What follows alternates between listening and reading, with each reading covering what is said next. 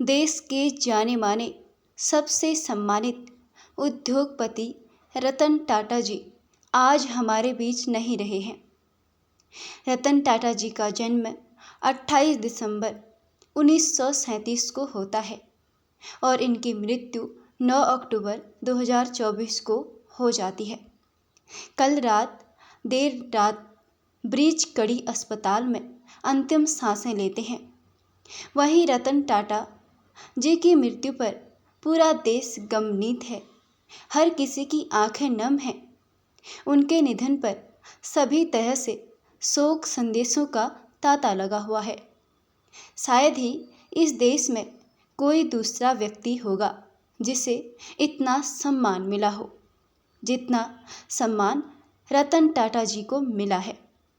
हालांकि मृत्यु इस जीवन का अंतिम सत्य है। जिसने जन्म लिया है उसे इस दौर से गुजरना ही पड़ता है। लेकिन इनके ना रहने पर एक बहुत बड़ा सवाल उठ रहा है कि कौन बनेगा टाटा का उत्तराधिकारी। 86 साल की उम्र में इनका निधन हो जाता है। इनको बहुत लंबे समय तक बीमारी चल रही होती है। इनका इलाज चल रहा होता है, लेकिन कल रात इनकी मृत्यु हो जाती है।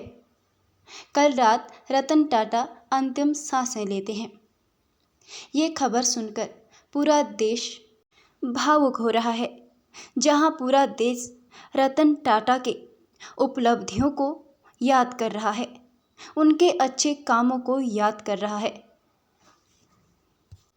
वो अपने कारोबार के लिए ही नहीं बल्कि अपने उस दान करने वाले दानवीर व्यक्ति के नाम पर भी बहुत जाने जाते हैं। इनकी पहचान एक समाज सेवी की तरह हुई है और ये एक ऐसे व्यक्ति थे जो सादा जीवन जीते थे और उच्च विचार रखने वाले थे। और सन 2009 में भारत सरकार ने रतन टाटा को पद्म विभूषण से भी सम्मानित कर चुके हैं और आज देश में लाखों युवा उन्हें एक रोल मॉडल के रूप में देख पा रहे हैं। पूरे हिंदुस्तान में एकमात्र ऐसे व्यक्ति होंगे जिनसे कोई भी नफरत नहीं करता है।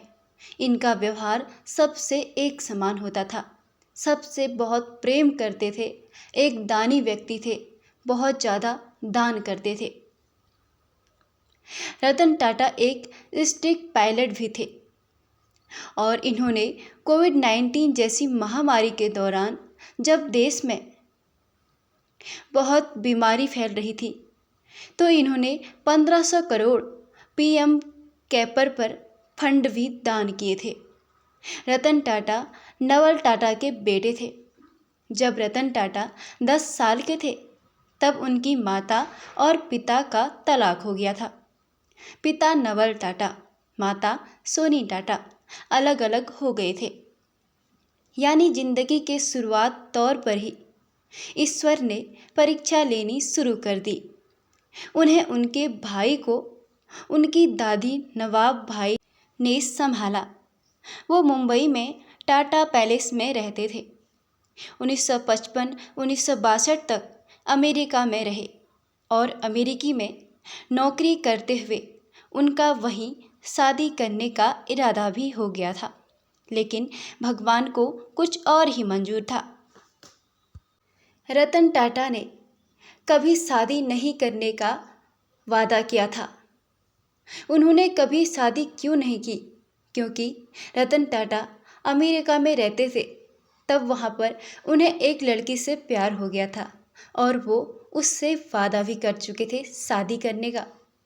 लेकिन जैसे ही वो शादी करने वाले थे तो उनकी दादी की तबीयत खराब हो जाती है और उन्हें अचानक से इंडिया आना पड़ता है।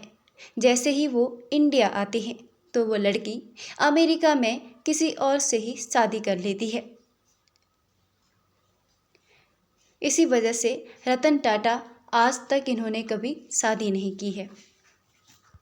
अब सवाल ये उठ रहा है कि रतन टाटा की उत्तराधिकारी कौन बनने वाला है।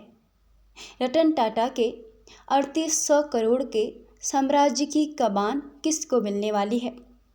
और बहुत लंबे समय तक ये बीमार थे। हॉस्पिटल में इनका इलाज चल रहा था। कल देर रात उन्होंने अपनी अंतिम सांसें ली हैं। हम सभी रतन टाटा जी को भावपूर्वक श्रद्धांजलि देते हैं। रतन टाटा जी के बारे में आपके क्या विचार हैं? आप अपने विचार कमेंट में शेयर कर सकते हैं।